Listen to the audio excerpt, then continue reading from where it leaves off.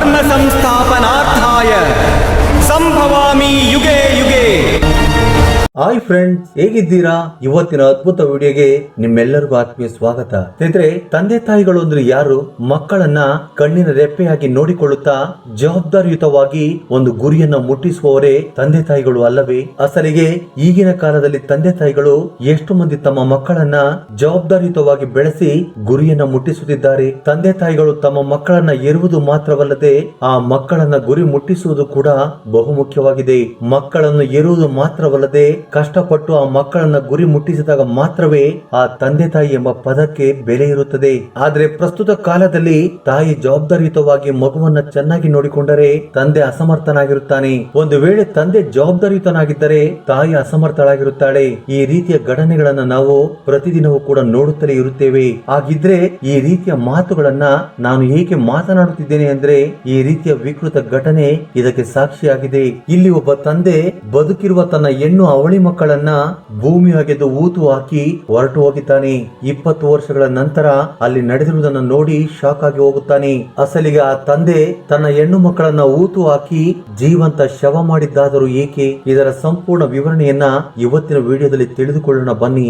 ಆದ್ರೆ ಈ ವಿಡಿಯೋವನ್ನ ಎಲ್ಲಿ ಕೂಡ ಸ್ಕಿಪ್ ಮಾಡದೆ ಪೂರ್ತಿಯಾಗಿ ನೋಡಿ. ಅದಕ್ಕಿಂತ ಮೊದಲು ನಿಮ್ಮಲ್ಲೊಂದು ಸ್ಮಾಲ್ ರಿಕ್ವೆಸ್ಟ್, ಈ ವಿಡಿಯೋಗೊಂದು ಲೈಕ್ ನೀಡಿ ನಮ್ಮ ಚಾನೆಲ್ ಅನ್ನ ಸಬ್ಸ್ಕ್ರೈಬ್ ಮಾಡಿಕೊಳ್ಳಿ. ಬನ್ನಿ, ಇನ್ನು ತಡ ಮಾಡದೆ ಡೈರೆಕ್ಟ್ ಆಗಿ ವಿಡಿಯೋ ನೋಡೋಣ. 2018ರಲ್ಲಿ ಮಹಾರಾಷ್ಟ್ರದ ರಾಮಾಪುರದಲ್ಲಿ ಒಂದು ಘಟನೆ ನಡೆಯುತ್ತದೆ. ಶಾಲಿನಿ ಸತೀಶ್ ಎಂಬ ದಂಪತಿಗಳು ಅದೇ ಊರಿನಲ್ಲಿ ವಾಸ ಮಾಡುತ್ತಿದ್ದರು. ಒಂದು ದಿನ ಅವರು ಯಾವುದೋ ಕೆಲಸದ ಮೇಲೆ ಅದೇ ಊರಿನ ದಾರಿಯಲ್ಲಿ ನಡೆದುಕೊಂಡು ಹೋಗುತ್ತಿರುತ್ತಾರೆ. ಆ ರೀತಿಯಾಗಿ ಅವರು ಹೋಗುತ್ತಿರುವಾಗ ಆ ದಾರಿಗೆ ಸ್ವಲ್ಪ ದೂರದಲ್ಲಿ ಒಂದು ಪಾಳು ಬಿದ್ದ ಮನೆಯನ್ನ ನೋಡುತ್ತಾರೆ. ಆಗ ಅವರು ನಡೆದುಕೊಂಡು ಹೋಗುತ್ತಿರುವ ಸಮಯದಲ್ಲಿ ಆಗ ಆ ಮನೆಯಿಂದ ಮಗು ಅಳುತ್ತಿರುವ ಶಬ್ದ ಕೇಳಿಸುತ್ತದೆ. ಆ ಮಗು ಅಳುತ್ತಿರುವ ಶಬ್ದ ಕೇಳಿ ಒಂದು ಕ್ಷಣ ನಿಂತುಕೊಳ್ಳುತ್ತಾರೆ. ಆಗ ಸುತ್ತಲೂ ಕಣ್ಣನ್ನು ಆಡಿಸುತ್ತಾರೆ. ಆದ್ರೆ ಆ ಮಗು ಅಳುತ್ತಿರುವ ಶಬ್ದ ಎಲ್ಲಿಂದ ಬರುತ್ತಿದೆ ಎಂದು ಅವರಿಗೆ ಅರ್ಥವಾಗುವುದಿಲ್ಲ. ಆ ನಂತರ ಅವರಿಗೆ ಅರ್ಥವಾಗುತ್ತದೆ ಆ ಪಾಳು ಬಿದ್ದ ಮನೆಯಿಂದ ಮಗು ಅಳುತ್ತಿರುವ ಶಬ್ದ ಬರುತ್ತಿದೆ ಎಂದು. ಆಗ ತಡ ಮಾಡದೆ ಅಕ್ಕಪಕ್ಕದ ಗ್ರಾಮಸ್ಥರಿಗೆ ಹೇಳುತ್ತಾರೆ. ಆಗ ಗ್ರಾಮಸ್ಥರು ಅದು ಒಂದು ಪಾಳು ಬಿದ್ದ ಮನೆ, ಅಲ್ಲಿ ಯಾರು ಕೂಡ ವಾಸ ಮಾಡುವುದಿಲ್ಲ ಎಂದು ಹೇಳುತ್ತಾರೆ. ಆಗ ಶಾಲಿನಿ ಮತ್ತು ಸತೀಶ್ ಆ ಊರಿನ ಕೆಲವು ಜನರ ಸಹಾಯವನ್ನು ತೆಗೆದುಕೊಂಡು ಆ ಪಾಳು ಮನೆಗೆ ಹಾಕಿದ್ದ ಬೀಗವನ್ನು ಒಡೆದು ಹಾಕಿ ಆ ಮನೆಯ ಒಳಗಡೆ ಹೋದ ಎಲ್ಲರೂ ಕೂಡ ಒಂದೇ ಸಾರಿಗೆ ಆಶ್ಚರ್ಯರಾಗುತ್ತಾರೆ. ಅಲ್ಲಿನ ದೃಶ್ಯವನ್ನ ನೋಡಿ ಅವರ ರೋಮಗಳು ನಿಂತುಕೊಳ್ಳುತ್ತವೆ. ಏಕೆಂದರೆ ಆ ಪಾಳು ಬಿದ್ದ ಮನೆಯಲ್ಲಿ ಇಬ್ಬರು ಅವಳಿ ಹೆಣ್ಣು ಮಕ್ಕಳು ಅಳುತ್ತಾ ನೆಲದ ಮೇಲೆ ಮಲಗಿಕೊಂಡಿದ್ದಾರೆ. ಆ ಇಬ್ಬರು ಹೆಣ್ಣು ಮಕ್ಕಳು ಕೂಡ ಮಣ್ಣಿನಲ್ಲಿ ಸ್ವಲ್ಪ ತೂರಿಕೊಂಡಿದ್ದಾರೆ. ಕೇವಲ ಅವರ ತಲೆ ಮಾತ್ರವೇ ಮಣ್ಣಿನಿಂದ ಹೊರಗಡೆ ಕಾಣಿಸುತ್ತಿದೆ. ಅವರನ್ನ ಬಿಟ್ಟರೆ ಆ ಮನೆಯಲ್ಲಿ ಯಾರು ಕೂಡ ಇಲ್ಲ. ಆ ಪರಿಸ್ಥಿತಿಯಲ್ಲಿ ಆ ಮಕ್ಕಳನ್ನ ನೋಡಿ ಇವರನ್ನ ಇಲ್ಲಿ ಯಾರು ಬಿಟ್ಟರು ಎಂದು ಅವರಿಗೆ ಅರ್ಥವಾಗುತ್ತಿಲ್ಲ. ಆ ದೃಶ್ಯವನ್ನ ನೋಡಿ ಗಾಬರಿಗೊಂಡಿದ್ದಾರೆ. ಮಾಮೂಲಿಯಾಗಿ ನಾವು ಸಿನಿಮಾ ನೋಡುವಾಗ ದುಃಖದ ಸೀನುಗಳು ಬಂದರೆ ಭಗವಂತ ಇಂತಹ ಕಷ್ಟಗಳನ್ನ ಯಾರಿಗೂ ಸಹ ಕೊಡಬೇಡ ಅಂತೇಳಿ ಕಣ್ಣೀರನ್ನ ಹಾಕುತ್ತೇವೆ. ಆದ್ರೆ ಇದು ಸಿನಿಮಾವಲ್ಲ, ಇಂತಹ ಒಂದು ಘಟನೆ ನಿಜವಾಗಿಯೂ ನಡೆದಿದೆ. ಆಗ ಅಲ್ಲಿದ್ದ ಜನರೆಲ್ಲರೂ ಈ ರೀತಿ ಮಾಡಿದವನಿಗೆ ಖಂಡಿತವಾಗಿಯೂ ಮರಣ ಶಿಕ್ಷೆ ಆಗಬೇಕು ಎಂದು ಶಾಪವನ್ನ ಹಾಕುತ್ತಾ ಆ ಮಕ್ಕಳನ್ನ ಮಣ್ಣಿನಿಂದ ಹೊರತೆಗೆಯುತ್ತಾರೆ. ಶಾಲಿನಿ ಸತೀಶ್ ಆ ಮಕ್ಕಳ ಕಷ್ಟವನ್ನ ನೋಡಿ ಕಣ್ಣೀರನ್ನ ಹಾಕುತ್ತಿದ್ದಾರೆ. ಆ ಮಕ್ಕಳಿಗೆ ಹಾಲನ್ನ ಕುಡಿಸಿ ಮೈ ಮೇಲಿರುವ ಮಣ್ಣನ್ನ ಕ್ಲೀನ್ ಮಾಡಿ ಹೊಸ ಬಟ್ಟೆಯನ್ನ ಹಾಕುತ್ತಾರೆ. ನಂತರ ಆ ಮಕ್ಕಳನ್ನ ತಮ್ಮ ಮನೆಗೆ ಕರೆದುಕೊಂಡು ಹೋಗುತ್ತಾರೆ. ನಂತರ ಆ ಮಕ್ಕಳ ಪರಿಸ್ಥಿತಿ ಚೆನ್ನಾಗಿದೆ ಎಂದು ಅನಿಸಿದಾಗ ಪೊಲೀಸ್ನವರಿಗೆ ಫೋನ್ ಮಾಡಿ ಈ ವಿಷಯದ ಬಗ್ಗೆ ತಿಳಿಸುತ್ತಾರೆ. ಪೊಲೀಸ್ನವರು ಕೂಡ ವಿಷಯದ ಬಗ್ಗೆ ತಿಳಿದುಕೊಂಡ ಮೇಲೆ ಅವರು ಕೂಡ ಶಾಕ್ ಆಗುತ್ತಾರೆ. ಆ ನಂತರ ಪೊಲೀಸ್ನವರು ಸತೀಶ್ ಮನೆಗೆ ಬರುತ್ತಾರೆ. ಈ ಕೇಸ್ಗೆ ಸಂಬಂಧಪಟ್ಟ ಅಪರಾಧಿಗಳ ಬಗ್ಗೆ ಹುಡುಕಾಡೋದಕ್ಕೆ ಶುರು ಮಾಡುತ್ತಾರೆ. ಆ ನಂತರ ಮಕ್ಕಳನ್ನು ಕೂಡ ತಮ್ಮ ಕಸ್ಟಡಿಗೆ ತೆಗೆದುಕೊಳ್ಳುತ್ತಾರೆ. ಆ ಗ್ರಾಮವು ಕೂಡ ತುಂಬಾ ಚಿಕ್ಕದ್ದು. ಆ ಗ್ರಾಮದಿಂದ ಪಾಳು ಬಿದ್ದ ಮನೆ ತುಂಬಾ ದೂರದಲ್ಲಿದೆ. ಇನ್ನು ಆ ಗ್ರಾಮದಲ್ಲಿ ಯಾವುದೇ ರೀತಿಯ ಸಿಸಿಟಿವಿಗಳು ಇಲ್ಲದೆ ಹೋಗಿದ್ದರಿಂದ ಆ ಪುಟ್ಟ ಕಂದಮ್ಮನ ತಂದೆ ತಾಯಿಗಳು ಯಾರು ಎಂದು ಹೇಳಿ ಪೊಲೀಸರಿಗೆ ಕಂಡುಹಿಡಿಯಲು ಸಾಧ್ಯವಾಗುವುದಿಲ್ಲ. ಹೀಗೆ ಪೊಲೀಸರು 2-3 ವಾರಗಳ ಕಾಲ ಎಷ್ಟೇ ಪ್ರಯತ್ನ ಮಾಡಿದರೂ ಕೂಡ ಯಾವುದೇ ರೀತಿಯ ಪ್ರಯೋಜನವಾಗುವುದಿಲ್ಲ. ಇದರಿಂದ ಆ ಎಳೆಯ ಮಕ್ಕಳನ್ನ ನೋಡಿಕೊಳ್ಳುವುದು ಪೊಲೀಸರಿಗೂ ಕೂಡ ತುಂಬಾ ಕಷ್ಟವಾಗುತ್ತದೆ. ಈ ವಿಷಯವನ್ನು ತಿಳಿದುಕೊಂಡ ಶಾಲಿನಿ ಮತ್ತು ಸತೀಶ್ ಪೊಲೀಸ್ ಸ್ಟೇಷನ್ಗೆ ಹೋಗುತ್ತಾರೆ. ಆಗ ಆ ಮಕ್ಕಳನ್ನ ತಮ್ಮ ಜವಾಬ್ದಾರಿಗೆ ತೆಗೆದುಕೊಳ್ಳುತ್ತಾರೆ. ಈ ಈ ಮಕ್ಕಳ ತಂದೆ ತಾಯಿಗಳು ಸಿಗುವವರೆಗೂ ಇವರ ಜವಾಬ್ದಾರಿಯನ್ನ ನಾವು ತೆಗೆದುಕೊಳ್ಳುತ್ತೇವೆ ಎಂದು ಪೊಲೀಸರಿಗೆ ಹೇಳುತ್ತಾರೆ. ಈ ರೀತಿಯಾಗಿ ಪೊಲೀಸರ ಒಪ್ಪಿಗೆ ಮೇರೆಗೆ ಆ ಮಕ್ಕಳನ್ನ ತಮ್ಮ ಮನೆಗೆ ಕರೆದುಕೊಂಡು ಹೋಗುತ್ತಾರೆ. ಇನ್ನು ಪೊಲೀಸರಿಗೆ ಬೇರೆ ದಾರಿ ಇಲ್ಲದೆ ಆ ಮಕ್ಕಳ ಜವಾಬ್ದಾರಿಯನ್ನ ಶಾಲಿನಿ ಸತೀಶ್ ಅವರಿಗೆ ವಹಿಸುತ್ತಾರೆ. ಅಂದಿನಿಂದ ಆ ಮಕ್ಕಳನ್ನ ತಮ್ಮ ಸ್ವಂತ ಮಕ್ಕಳ ಹಾಗೆ ನೋಡಿಕೊಳ್ಳುತ್ತಾರೆ. ಆ ಮಕ್ಕಳು ದೇವರು ಕೊಟ್ಟಿರುವ ವರವೆಂದು ಭಾವಿಸಿ ತಮ್ಮ ಪ್ರೀತಿಯನ್ನೆಲ್ಲ ದಾರಿ ಎರೆದು ಬೆಳೆಸುತ್ತಾರೆ. ಆ ಮಕ್ಕಳಿಗೆ ಈ ಸತ್ಯವನ್ನ ಎಂದಿಗೂ ಕೂಡ ಹೇಳಲಿಲ್ಲ. ಅದೇ ರೀತಿ ಆ ಮಕ್ಕಳು ನಮ್ಮ ಮಕ್ಕಳಲ್ಲ ಎಂದು ಎಂದಿಗೂ ಕೂಡ ಭೇದ ಭಾವ ಮಾಡಲಿಲ್ಲ. ಆದ್ರೆ ಆ ಮಕ್ಕಳನ್ನ ನೋಡಿದಾಗಲೆಲ್ಲ ಅವರಿಗೆ ಒಂದೇ ಒಂದು ಆಲೋಚನೆ ಬರುತ್ತಿತ್ತು. ಇಂತಹ ಮುದ್ದಾದ ಮಕ್ಕಳನ್ನ ಆ ಪಾಳು ಬಿದ್ದ ಮನೆಯಲ್ಲಿ ಊತು ಇಟ್ಟು ಹೋಗಿದ್ಯಾರು ಎಂದು ಆಲೋಚನೆ ಮಾಡೋದಕ್ಕೆ ಶುರು ಮಾಡುತ್ತಾರೆ. ಕಾಲ ಕಳೆದು ಹೋಗುತ್ತಿದೆ. ಆ ಮಕ್ಕಳು ದೊಡ್ಡವರಾಗುತ್ತಾರೆ. ಆ ಇಬ್ಬರು ಮಕ್ಕಳು ಕೂಡ ಓದಿನಲ್ಲಿ ತುಂಬಾ ಚುರುಕಾಗಿದ್ದರು. ಆ ಅವಳಿ ಮಕ್ಕಳು ಸ್ಕೂಲಲ್ಲಿ ಫಸ್ಟ್ ರ್ಯಾಂಕ್ ಅನ್ನ ತೆಗೆದುಕೊಳ್ಳುತ್ತಿದ್ದರು. ಅದೇ ರೀತಿ ಆಟಗಳಲ್ಲೂ ಕೂಡ ಮೊದಲನೇ ಸ್ಥಾನದಲ್ಲಿದ್ದರು. ಇನ್ನು ಇವರ ಟ್ಯಾಲೆಂಟ್ ಅನ್ನ ನೋಡಿ ಆ ಸ್ಕೂಲ್ ನ ಪ್ರಿನ್ಸಿಪಾಲ್ ನ ಜೊತೆ ಆ ಶಾಲೆಯ ಶಿಕ್ಷಕರು ಮತ್ತು ಶಾಲಿನಿ ಸತೀಶ್ ಕೂಡ ತುಂಬಾ ಆಶ್ಚರ್ಯಗೊಳ್ಳುತ್ತಿದ್ದರು. ಇದು ಹೀಗಿರುವಾಗ ಸತೀಶ್ಗೆ ಒಂದು ದಿನ ಆಲೋಚನೆ ಬರುತ್ತದೆ, ಈ ಮುದ್ದು ಮಕ್ಕಳ ತಂದೆ ತಾಯಿಗಳನ್ನ ಭೇಟಿಯಾಗಬೇಕೆಂದು. ಏಕೆಂದರೆ ಒಂದು ಸಾರಿ ಅವರನ್ನ ಭೇಟಿಯಾಗಿ ಮಾತನಾಡಬೇಕು ಎಂದು. ಈ ಮುದ್ದು ಮಕ್ಕಳನ್ನ ಅಂತ ಪರಿಸ್ಥಿತಿಯಲ್ಲಿ ಹೇಗೆ ಬಿಟ್ಟು ಹೋದರು, ಏನು ನಡೆಯಿತು ಎಂದು, ಅದಕ್ಕೆ ಕಾರಣ ಏನಿರಬಹುದು ಎಂದು ಶಾಲಿನಿ ಮತ್ತು ಸತೀಶ್ಗೆ ದಿನ ದಿನಕ್ಕೂ ಆಲೋಚನೆಗಳು ಹೆಚ್ಚಾಗುತ್ತವೆ. ಅದಕ್ಕೆ ಕಾರಣ ಏನಿರಬಹುದು ಎಂದು ಅವರ ಮನಸ್ಸಿನಲ್ಲಿ ಯಾವಾಗಲೂ ಅಂದುಕೊಳ್ಳುತ್ತಿದ್ದರು. ಹೀಗೆ ಸತೀಶ್ ಒಂದು ದಿನ ಈ ವಿಷಯವನ್ನ ತನ್ನ ಹೆಂಡತಿಗೂ ಕೂಡ ಹೇಳುತ್ತಾನೆ. ಆಗ ಸತೀಶ್ ಪ್ಲಾನ್ ಮಾಡಿ ಒಂದು ಸಿಸಿ ಕ್ಯಾಮೆರಾವನ್ನ ತೆಗೆದುಕೊಳ್ಳುತ್ತಾನೆ.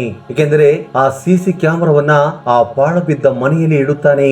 ಆಗಾಗ ಟೈಮ್ ಸಿಕ್ಕಾಗಲೆಲ್ಲ ಆ ಸಿಸಿ ಕ್ಯಾಮೆರಾ ಫುಟೇಜ್ ಗಳನ್ನ ಚೆಕ್ ಮಾಡುತ್ತಿದ್ದನು. ಒಂದು ವೇಳೆ ಆ ಮಕ್ಕಳನ್ನ ಮಣ್ಣಿನಲ್ಲಿ ಊತಿಟ್ಟಿರುವುದು ಆ ಮಕ್ಕಳ ತಂದೆ ತಾಯಿಯೇ ಆಗಿದ್ದರೆ, ಯಾವಾಗಾದರೂ ಅವರಿಗೆ ಪಶ್ಚಾತ್ತಾಪ ಉಂಟಾದರೆ ಅಥವಾ ಆ ಮಕ್ಕಳ ಪರಿಸ್ಥಿತಿಯನ್ನು ತಿಳಿದುಕೊಳ್ಳಬೇಕೆಂದು ಬಯಸಿದರೆ ಯಾವತ್ತೋ ಒಂದು ದಿನ ಆ ಮನೆಗೆ ತಪ್ಪದೆ ಬರುತ್ತಾರೆ. ಆಗ ಅವರನ್ನ ಹಿಡಿದುಕೊಳ್ಳಬಹುದು ಎಂದು ಸತೀಶ್ ತುಂಬಾ ಆಲೋಚನೆ ಮಾಡಿ ಅಲ್ಲಿ ಸಿಸಿ ಕ್ಯಾಮೆರಾವನ್ನು ಇಡುತ್ತಾನೆ. ಹೀಗೆ 20 ವರ್ಷಗಳು ಕಳೆದು ಹೋಗುತ್ತವೆ. ಆ ಮಕ್ಕಳು ತುಂಬಾ ಚೆನ್ನಾಗಿ ಓದಿಕೊಂಡು ಅವರ ಗ್ರಾಜುಯೇಷನ್ ಕೂಡ ಕಂಪ್ಲೀಟ್ ಆಗುತ್ತದೆ. ಇನ್ನೊಂದು ಕಡೆ ಸತೀಶ್ ಪ್ರತಿ ದಿನವೂ ಕೂಡ ಆ ಸಿಸಿ ಕ್ಯಾಮೆರಾದ ಫುಟೇಜ್ ಅನ್ನ ಚೆಕ್ ಮಾಡುತ್ತಿದ್ದನು. ಏಕೆಂದರೆ ಯಾವತ್ತೋ ಒಂದು ದಿನ ಆ ಮಕ್ಕಳ ತಂದೆ ತಾಯಿಗಳು ಖಂಡಿತವಾಗಿಯೂ ಬರುತ್ತಾರೆ ಎಂದು ಎಲ್ಲೋ ಒಂದು ಕಡೆ ಚಿಕ್ಕ ಆಸೆ ಇತ್ತು. ಹೀಗೆ ಸತೀಶ್ 20 ವರ್ಷಗಳ ಕಾಲ ಆ ಸಿಸಿ ಕ್ಯಾಮೆರಾದ ಫುಟೇಜ್ ಅನ್ನ ಚೆಕ್ ಮಾಡುತ್ತಲೇ ಇರುತ್ತಾನೆ. ಹೀಗೆ ಒಂದು ಸಾರಿ ಆತನು ಎದುರು ನೋಡುತ್ತಿದ್ದ ದಿನ ಬಂದೇ ಬಿಟ್ಟಿತು. ಎಂದಿನಂತೆ ಸತೀಶ್ ಸಿಸಿ ಕ್ಯಾಮೆರಾ ಫುಟೇಜ್ ಅನ್ನ ಚೆಕ್ ಮಾಡುತ್ತಿದ್ದನು. ಆ ಸಮಯದಲ್ಲಿ ಆತನಿಗೆ ಒಂದು ಶಾಕಿಂಗ್ ದೃಶ್ಯ ಕಾಣಿಸಿತು. ಆ ಪಾಳು ಬಿದ್ದ ಮನೆಯ ಮುಂದೆ ಒಬ್ಬ ವ್ಯಕ್ತಿ ಕಾಣಿಸುತ್ತಾನೆ.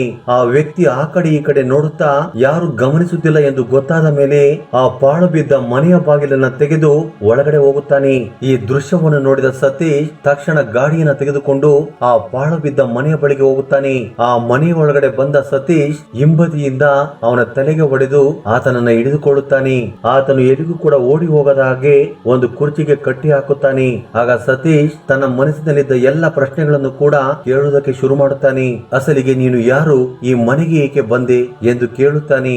ಆಗ ವ್ಯಕ್ತಿಯು ಅಳುವುದಕ್ಕೆ ಶುರು ಮಾಡುತ್ತಾನೆ. ಆ ನಂತರ ಹಿಂದೆ ನಡೆದಿರುವುದನ್ನ ಹೇಳುವುದಕ್ಕೆ ಶುರು ಮಾಡುತ್ತಾನೆ. ಕಳೆದ 20 ವರ್ಷಗಳ ಹಿಂದೆ ನನ್ನ ಅವಳಿ ಹೆಣ್ಣು ಮಕ್ಕಳನ್ನ ಬಿಟ್ಟು ಹೋಗಿ ದೊಡ್ಡ ಪಾಪವನ್ನ ಮಾಡಿದೆ. ಏಕೆಂದರೆ ನನ್ನ ಹೆಂಡತಿ ಮಕ್ಕಳನ್ನು ಎತ್ತ ತಕ್ಷಣ ಸತ್ತು ಹೋದಳು. ನನಗೆ ನನ್ನ ಹೆಂಡತಿ ಎಂದರೆ ತುಂಬಾ ಇಷ್ಟ.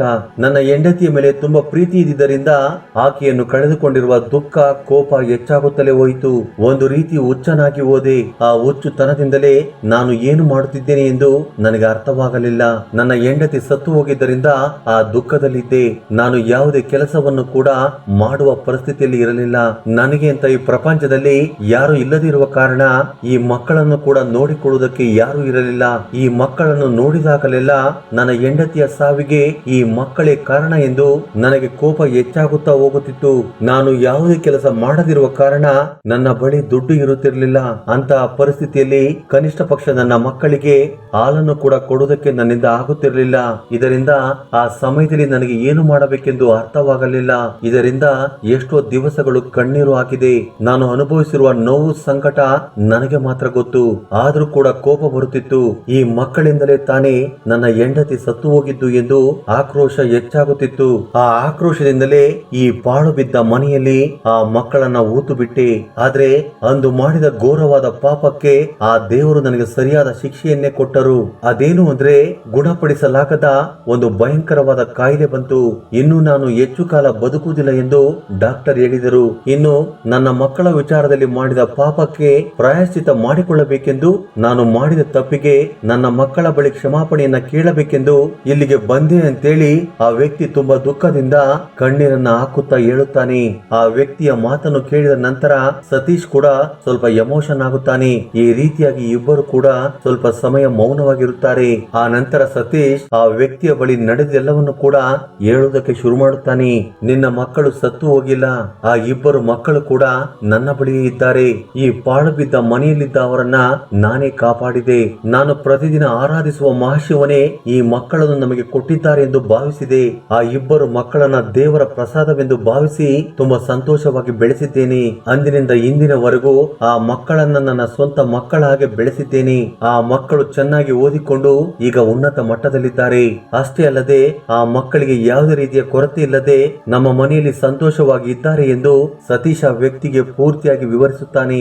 ಇನ್ನು ನನ್ನ ಮಕ್ಕಳು ಸಂತೋಷವಾಗಿ ಜೀವಿಸುತ್ತಿದ್ದಾರೆ ಎಂದು ತಿಳಿದುಕೊಂಡ ನಂತರ ಆ ವ್ಯಕ್ತಿಯ ಕಣ್ಣಲ್ಲಿ ನೀರು ಹರಿಯುವುದನ್ನ ಸತೀಶ್ ಗಮನಿಸುತ್ತಾನೆ. ಅಬ್ಬಾ, ನನ್ನ ಮಕ್ಕಳು ಬದುಕಿ ಇದ್ದಾರಾ? ಆ ದೇವರು ನಿನ್ನ ರೂಪದಲ್ಲಿ ನನ್ನ ಮಕ್ಕಳನ್ನ ಕಾಪಾಡಿದ್ದಾರೆ ಎಂದು ನಿಟ್ಟುಸಿರು ಬಿಡುತ್ತಾನೆ. ಜೋರಾಗಿ ಅಳುವುದಕ್ಕೆ ಶುರು ಮಾಡುತ್ತಾನೆ. ಮತ್ತೆ ಆ ವ್ಯಕ್ತಿ ಸತೀಶ್ ಜೊತೆ ಮಾತನಾಡುತ್ತಾ, ನಿನ್ನ ಸಂತೋಷಕ್ಕೆ ನಾನೆಂದೂ ಕೂಡ ಅಡ್ಡಿ ಬರುವುದಿಲ್ಲ. ಆ ಇಬ್ಬರು ಮಕ್ಕಳು ಎಂದಿಗೂ ಕೂಡ ನಿನ್ನ ಮಕ್ಕಳೇ. ಅವರ ಕಣ್ಣಿಗೆ ನಾನೆಂದೂ ಕೂಡ ಬೀಳುವುದಿಲ್ಲ. ಈ ರೀತಿಯಾಗಿ ತುಂಬಾ ಸಂತೋಷದಿಂದ ಸತೀಶ್ ಬಳಿ ಹೇಳಿ ಆ ವ್ಯಕ್ತಿ ಅಲ್ಲಿಂದ ಹೊರಟು ಹೋಗುತ್ತಾನೆ. ಸತೀಶ್ ಆ ವ್ಯಕ್ತಿ ಹೊರಟು ಹೋದ ನಂತರ ತುಂಬಾ ಸಂತೋಷದಿಂದ ತನ್ನ ಮನೆಗೆ ಬಂದು ತನ್ನ ಕುಟುಂಬದೊಂದಿಗೆ ಸಂತೋಷವಾಗಿ ಸಮಯವನ್ನ ಕಳೆದು ಆಯಾಗಿ ನಿದ್ರೆ ಮಾಡುತ್ತಾನೆ. ಏಕೆಂದರೆ ಇಲ್ಲಿಯವರೆಗೂ ಆತನ ಮನಸ್ಸಿನಲ್ಲಿ ಎಂದಿಗಾದರೂ ಯಾರಾದರೂ ಬಂದು ಇವರು ನನ್ನ ಮಕ್ಕಳು ಎಂದು ಕರೆದುಕೊಂಡು ಹೋಗುತ್ತಾರೆ ಎಂದು ಸತೀಶ್ ಪ್ರತಿದಿನವೂ ಕೂಡ ಭಯ ಬೀಳುತ್ತಾ ಜೀವಿಸುತ್ತಿದ್ದನು. ಇನ್ನೂ ಅವರು ಬರುವುದಿಲ್ಲ ಎಂದು ಗೊತ್ತಾಗಿ ಶಾಲಿನಿ ಮತ್ತು ಸತೀಶ್ ತಮ್ಮ ಮಕ್ಕಳೊಂದಿಗೆ ಸಂತೋಷವಾಗಿ ಜೀವನವನ್ನ ಸಾಗಿಸುತ್ತಾರೆ. ಎತ್ತ ತಂದೆ ತಾಯಿಗಳು ಮಕ್ಕಳನ್ನ ಪ್ರೀತಿಸುವುದರಲ್ಲಿ ಯಾವುದೇ ರೀತಿಯ ಆಶ್ಚರ್ಯವಿರುವುದಿಲ್ಲ. ಆದ್ರೆ ಇನ್ನೊಬ್ಬರು ಎತ್ತಿರುವ ಮಕ್ಕಳನ್ನ ತುಂಬಾ ಪ್ರೀತಿಯಿಂದ ಬೆಳೆಸಿ ಉನ್ನತ ಮಟ್ಟಕ್ಕೆ ತೆಗೆದುಕೊಂಡು ಹೋಗುವ ತಂದೆ ತಾಯಿಗಳು ಇರುವುದು ತುಂಬಾ ಸಂತೋಷದ ವಿಚಾರ. ಅಂತಹ ತಂದೆ ತಾಯಿಗಳಿಗೆ ಭಗವಂತನ ಆಶೀರ್ವಾದ ಸದಾಕಾಲ ಇರಲಿ ಎಂದು ಆಶಿಸುತ್ತಾ ಈ ವಿಡಿಯೋವನ್ನು ಮುಗಿಸುವ ಸಮಯವಾಗಿದೆ. ಇದ್ರೆ ಈ ಅದ್ಭುತವಾದ ವಿಡಿಯೋ ಬಗ್ಗೆ ನಿಮ್ಮ ಅಭಿಪ್ರಾಯ ಅನಿಸಿಕೆಗಳನ್ನ ಕಮೆಂಟ್ ಬಾಕ್ಸ್ ಅಲ್ಲಿ ಕಮೆಂಟ್ ಮಾಡಿ. ಹಾಗೆ ಈ ವಿಡಿಯೋ ನಿಮ್ಗೆ ಇಷ್ಟವಾಗಿದ್ದರೆ ದಯವಿಟ್ಟು ಲೈಕ್ ನೀಡುವುದನ್ನು ಮರೆಯಬೇಡಿ. ಜೈ ಶ್ರೀಕೃಷ್ಣ ವಾಸುದೇವ. ಧನ್ಯವಾದಗಳು.